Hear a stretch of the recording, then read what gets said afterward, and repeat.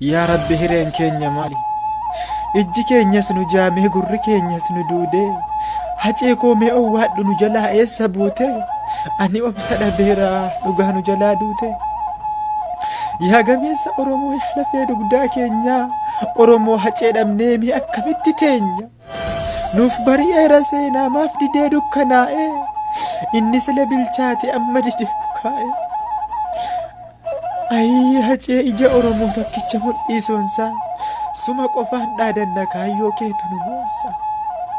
Hacee koo utuu nyaatiin nu jalaa kichuu cittee ituu dhugaaf dhaabbattuu nu jalaa biyyee lixxe. Oromoo koo dammaqii yeroon geesse maal goota? Biyyee maaf ariifattee maaf nyaatte dhiiga goota?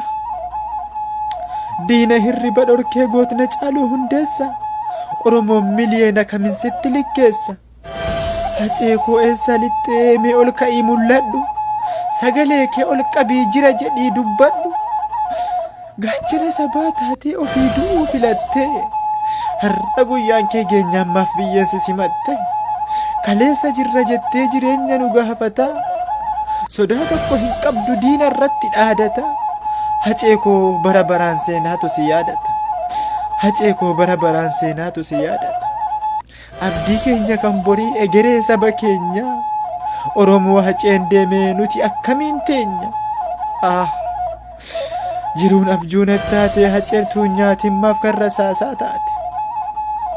Jiruun abjuun attaatee hacee koo utuu nyaatiin maaf kan rasaasaa taate?